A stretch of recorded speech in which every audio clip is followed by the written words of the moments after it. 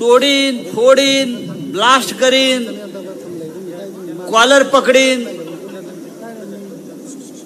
त्यांचा धमन्यामध्ये जे भगवं रक्त आहे, जो विचार आहे, तो आजही कायम आहे. आणि म्हणून मला खात्री आहे की असाच माणूस इकडल्या प्रश्नांसाठी, इकडल्या प्रश्नांची सोडवणूक करण्यासाठी दिल्लीच्या पार्लमेंटला गेला पाहिजे. ही सभा भर उन्हामध्ये होते. 1 वाजून गेलाय, तप्त ऊन आहे, वरून सूर्य आग ओकतोय आणि आपण अजूनही वक्त्यांना बोला बोला बोला बोला सांगताय. याचा अर्थ असा आहे की श्रीगोंद्याची जनता जी आहे ही अत्यंत जागरूक आहे आणि अत्यंत सावधपणे मतदान करणारी आहे. मी गेले काही दिवस या भागाकडे पाहतोय, माहिती घेतोय. ज्या क्षणी निलेश लंके यांचं नाव जाहीर झालं लोकसभेचे उमेदवार म्हणून, तेव्हा आम्ही निर्णय देऊन टाकला. राष्ट्रवादी काँग्रेसचा एक खासदार दिल्लीला गेला. महाराष्ट्रामध्ये ज्या मोजक्या जागा आहेत जिथे प्रचार करायची खरे म्हणजे गरजच नाही आपल्याला, महाविकास आघाडीला फार, त्यातली ही निलेश लंकेंची जागा आहे. निलेश लंकेंना आम्ही आज ओळखत नाही, राष्ट्रवादी काँग्रेस आज ओळखते.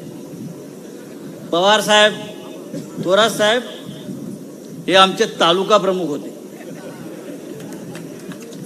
हे आमचे अत्यंत कडवट शिवसैनिक आज ते महाविकास आघाडीमध्ये आहेत असं मानतो.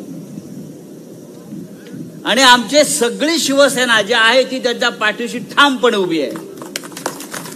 माझा एक फोन श्रीगोंद्यामध्ये असतो रोज. विचारा साजन पासपुत यांना, साजन काय चाललंय लंक्यांचं. साजन म्हणतात काय काळजी करू नका, श्रीगोंद्यामध्ये 50च्या पुढे लीड आहेच कमीत कमी.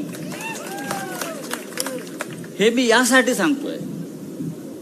मगाशी रोहित पवार आपण एका प्रश्नावर, पाण्याच्या प्रश्नावर, कांद्याच्या प्रश्नावर, शेतीच्या प्रश्नावर, दुधाच्या प्रश्नावर, हे जे तुमचे खासदार आहेत 5 वर्षामध्ये त्यांनी या भागातला एक तरी प्रश्न संसदेमध्ये विचारलाय का, तोंड उघडलंय का, याचा रेकॉर्ड पार्लमेंटला मिळतो. तो आपण पाहिला, इशारामेत गेलेला आहे. आम्ही तिकडे पाहतो ना त्यांना. पण आता चालणार नाही. या देशामध्ये, या महाराष्ट्रामध्ये एक परिवर्तनाची लाट मला आलेली दिसते आहे. आणि त्या लाटेचे तडाखे या जिल्ह्यामध्ये सुद्धा बसत आहेत. निलेश लंके हा आपल्यातला माणूस आहे. आणि जर आपले प्रश्न मांडायचे असतील तर ते माननीय शरद पवार साहेबांची भूमिका आहे आणि ही काँग्रेस पक्षाच्या नेतृत्वाची भूमिका. गेले 10 वर्ष देशामध्ये नरेंद्र मोदीचं राज्य आहे. मला आजच समजलं की नरेंद्र मोदी काल या भागामध्ये येऊन गेले. काल नगरला आले होते. पंतप्रधान पूर्वी महाराष्ट्रामध्ये आले की आम्हाला 8 दिवस आधी कळायचं प्रधानमंत्री येत आहेत. आता तिथे मुक्काम करायला लागले महाराष्ट्रात, तरी आम्हाला कळत नाही प्रधानमंत्री आलेले आहेत म्हणून. लोक आता त्यांना बेदखल करण्याच्या विचारामध्ये आहेत. गेल्या 20 दिवसामध्ये 27 सभा महाराष्ट्रामध्ये प्रधानमंत्र्यांनी घेतल्या. 18 ते 20 सभा होणार आहेत. आपण म्हणताय प्रधानमंत्री नाही, ते प्रचार मंत्री झालेले आहेत. 10 वर्षात उत्तम काम केलं असतं तर अशी वणवण फिरायची वेळ आपल्यावरती आली नसती. 4 दिवसापूर्वी आमचे प्रधानमंत्री अयोध्येला गेले, राम मंदिरात पोहोचले, कपाळाला गंध भस्म लावलं, फोटो काढले, हा त्यांचा प्रचाराचा भाग आहे. पण ह्या वेळेला त्यांना प्रभू श्रीराम सुद्धा पावणार नाही अशी परिस्थिती आहे. राम, कृष्ण आणि या भूमीवरचे किंवा सर्व 33 कोटी देवांनीच ठरवलाय नरेंद्र मोदीचा पराभव करायचा. ज्या पद्धतीनं रावणाचा आणि कंसाचा पराभव झाला, रावण आणि कंस सुद्धा हिंदूच होते. रावण, कंस हे सुद्धा प्रखर हिंदुत्ववादी होते. पण त्यांचाही पराभव झालाय, लक्षात घ्या.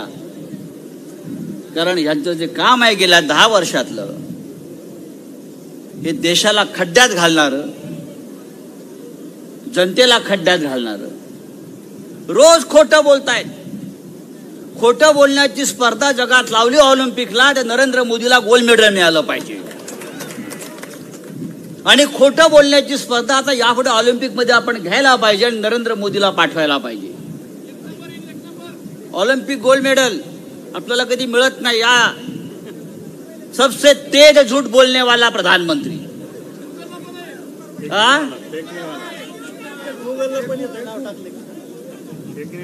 फेंकने वाला, लंबी लंबी फेंकता है, इतनी लंबी फेंकता है, इतना फास्ट, ये अमेरिका को भी नहीं आएगा ना रशिया को जमेगा. या देशामध्ये हुकुमशाही पद्धतीनं राज्य करण्याची त्यांची इच्छा आहे आणि हुकुमशाही सुरू झालेली आहे. आपण नेहमी सभेत सांगतो, पवार साहेब सुद्धा सांगतात, नरेंद्र मोदीला रशियाच्या पद्धतीनं, पुतीनच्या पद्धतीनं, पुतीन ज्या पद्धतीनं राज्य करतोय त्या पद्धतीने त्या देशामध्ये राज्य करायचं आहे.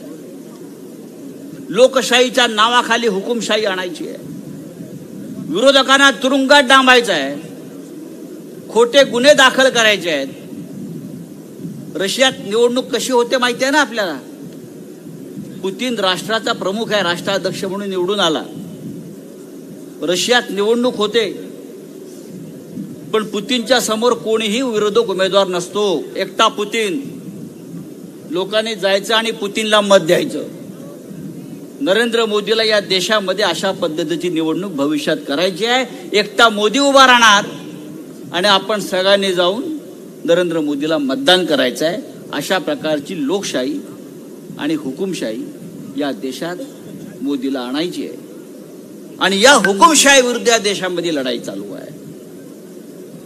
मला आठवत आहे, आम्ही अनेक वर्ष या देशामध्ये पाहतोय, काँग्रेसचं राज्य पाहतोय. आम्ही अटल बिहारी वाजपेयींचं राज्य पाहिलेलं आहे. आम्ही व्हीपी सिंगचं राज्य पाहिलेलं आहे. पण इतक्या क्रूर आणि निर्घृण पद्धतीनं कोणी राज्य केलेलं आम्ही पाहिलं नाही. हे राधाकृष्ण विखे पाटील तुमचे पालकमंत्री, आतापर्यंत त्यांनी किती पक्ष बदलले. ते शिवसेनेमध्ये सुद्धा होते, ते काँग्रेसमध्ये होते, हे चिरंजीव राष्ट्रवादीमध्ये जायच्या तयारीत मागच्या वेळेला होते. आता त्यांना आपल्याला घरी पाठवायचं आहे आणि कायमचं घरी बसवायचं आहे. या देशामध्ये ज्या पद्धतीचा भ्रष्ट कारभार नरेंद्र मोदींनी सुरू केलेला आहे, तो पाहता हा देश भविष्यामध्ये भ्रष्टाचारी देश म्हणून जगात बदनाम होईल. निवडणूक आयोगाने काय केलं, नरेंद्र मोदीने काय केलं. शिवसेना, राष्ट्रवादी काँग्रेस सारखे 2 प्रमुख पक्ष या महाराष्ट्रातले, ज्यांनी महाराष्ट्राच्या स्वाभिमानासाठी, अस्मितेसाठी हे पक्ष स्थापन झाले, ते पक्ष फक्त त्यांना महाराष्ट्र लुटायचा आहे, मुंबई आमच्यापासून तोडायची आहे म्हणून हे 2 पक्ष त्यांनी तोडले, फोडले. आश्चर्य बघा, शरद पवार या पक्षाचे अध्यक्ष आहेत, ते समोर बसलेले आहेत निवडणूक आयोगासमोर, आणि तो निवडणूक आयोग निर्णय देतोय, शरद पवार साहेब हा पक्ष तुमचा नाही, हा पक्ष आणखीन कोणाचा आहे. ही हुकुमशाही. बाळासाहेब ठाकरेंनी शिवसेना स्थापन केली मराठी माणसासाठी, शेतकऱ्यांसाठी. ती शिवसेना उद्धव ठाकरे यांच्या हातात दिलं नेतृत्व करायला, आणि निवडणूक आयोग सांगतोय मोदीचा, ही शिवसेना उद्धव ठाकरेंची नाही, कोणी एक एकनाथ शिंदे आहे, त्याची शिवसेना आहे. अशा प्रकारची हुकुमशाही या देशात जर चालू राहणार असेल तर भविष्य या देशातलं अत्यंत अंधकारमय होताना मला दिसत आहे.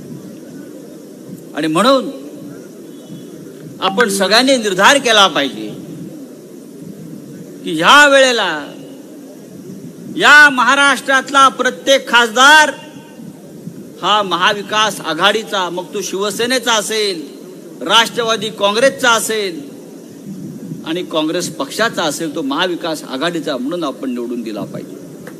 आणि मला खात्री आहे या देशातलं संविधान डॉक्टर बाबासाहेब आंबेडकर हे महाराष्ट्राचे सुपुत्र, एका गरीब कुटुंबात डॉक्टर आंबेडकर जन्माला आले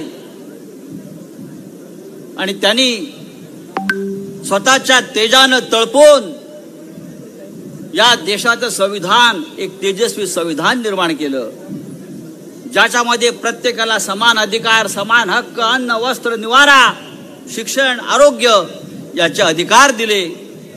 नरेंद्र मोदी आणि त्यांच्या लोकांना डॉक्टर आंबेडकरांनी निर्माण केलेले संविधान नष्ट करायचं आहे. आणि 2024च्या नंतर मला 400 खासदार द्या, मी संविधान बदलतो, मी घटना बदलतो, मी कायदा बदलतो, अशा प्रकारची भूमिका या देशामध्ये घेतलेली आहे. हे आपल्याला थांबवायला हवं. निलेश लंके यांच्यासारखा एक साधा माणूस आमच्या बरोबर पार्लमेंटला सहकारी म्हणून आला तर आम्ही सगळे मिळून या मोदींच्या हुकुमशाहीला विरोध करू. एवढंच नव्हे तर विरोधी पक्षात बसलेल्या मोदीला आम्ही सांगू, कारण मोदी आता येत नाही, मोदी हारलेला आहे. या देशामध्ये 2024 नंतर इंडिया आघाडीचं सरकार येत आहे. नरेंद्र मोदी या विरोधी पक्षात बसलेला आम्हाला दिसेल आणि मोठ्या बहुमतानं आम्ही सगळे जिंकून येतो आहोत. सरकार इंडिया आघाडीचं येत आहे, कोणाला शंका असण्याचं कारण नाही. महाराष्ट्रामध्ये महाविकास आघाडी आणि देशामध्ये इंडिया आघाडी असं सरकार 100% येत आहे. आणि त्या प्रवाहामध्ये निलेश लंके हे सुद्धा प्रचंड बहुमतानं